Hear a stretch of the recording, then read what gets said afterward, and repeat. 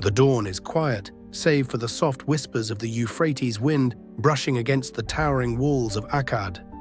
Your empire, your creation. You stand on the balcony of your palace, the golden sunlight illuminating the city below. A bustling hub of markets, soldiers and craftsmen, each playing their part in the great machine you have built. This is the empire you have forged. But as you look out, the memories flood back. The dirt beneath your fingernails as a boy.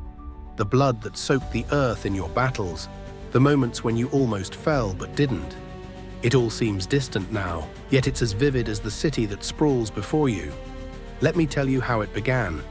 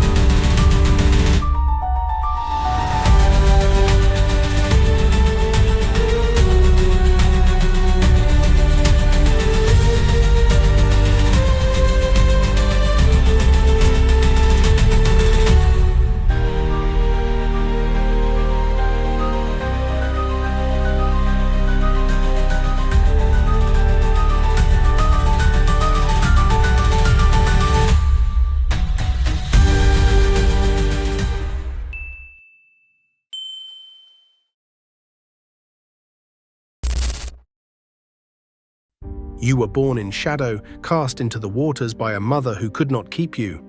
A priestess, bound by her vows, she abandoned you to the river's mercy. Perhaps she thought you would drown, but the gods had other plans. The Euphrates carried you gently, and you were found by Aki, a humble water drawer. He took you into his home and raised you as his own, teaching you the ways of the earth, the strength of roots, the patience of growing things. But even as a boy, you felt the pull of something greater. Your hands planted seeds, yet your mind wandered to the walls of great cities, to the kings who ruled them. Why should they sit on thrones while men like Aki toiled endlessly? You didn't resent Aki. He gave you everything he had, but you knew that wasn't enough. Fate led you to Kish, where you became a cupbearer to King Ur-Zababa. It was a position of proximity to power, close enough to taste it, to understand it. You watched him rule, his decisions swift and absolute. You saw the weight of his crown, but you also saw his weakness. He ruled by fear, not respect, and his men whispered of his paranoia. One night, Ur-Zababa called you to his chamber. His eyes darted and his voice trembled as he spoke of a dream. "Sargon," he said, "the gods have shown me a vision of you seizing my throne." You said nothing, but the air hung heavy with tension. He tried to have you killed that night, but the gods intervened. Whether it was luck, divine will, or your own cunning, you escaped his trap. That moment didn't just save your life, it solidified your purpose. When the time came, you rose against him. You rallied those who had been cast aside, farmers, wanderers, and outlaws, men who had been beaten down by kings and knew no other life. You promised them something they had never been given, a future. The battle for Kish was swift and brutal. Ur-Zababa's soldiers fell, not just to your blades, but to the sheer will of men who fought with everything they had. When the gates of Kish fell, you claimed the throne, but you knew this was only the beginning. The greatest test came with Lugal-Zarghezi, the king of Uruk. He had united the Sumerian city-states and ruled with an iron grip. To defeat him would mean not just victory, but legitimacy, proof that you were more than just a usurper.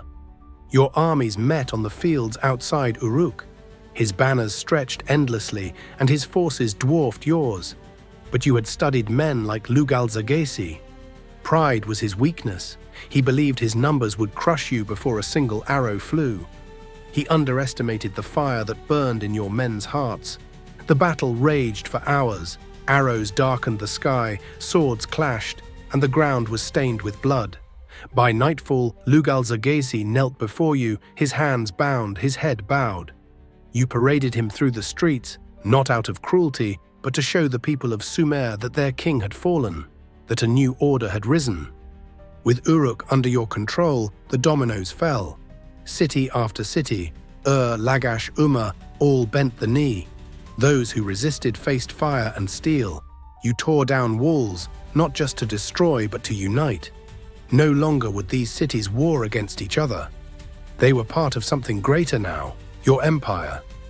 To the east, you marched into Elam, its warriors fierce but no match for your strategy. To the west, you reached the cedar forests and the silver mountains, lands whispered about in myths. When your men washed their weapons in the seas, you knew the gods had blessed your conquests. But empire is not built on victories alone. Ruling is its own battlefield. The people of Akkad, the Sumerians, the Elamites, they were not one people, and their loyalty was fragile. You built roads to connect them, temples to unite them under the gods, and laws to bring order. Yet even as you sat on your throne, the weight of it pressed heavily. The blood you spilled to get here haunts you. The cries of the conquered echo in your dreams. You wonder if they curse your name, or if they will someday praise it. And now, as you look out over Akkad, you see a world that you have shaped. The city buzzes with life, the markets filled with goods from lands you've never even seen. Your people call you Sargon the Great, king of the four corners of the world. They say you were chosen by the gods, but you know the truth. Your empire was not handed to you by divine will. It was carved from the chaos of the earth by your hands, your will, your vision. You do not know how history will judge you, whether you will be remembered as a tyrant or a visionary. But you do know this: you were born in the reeds, cast away as nothing. And now the world bows to your name. You are Sargon of Akkad, and this is your story.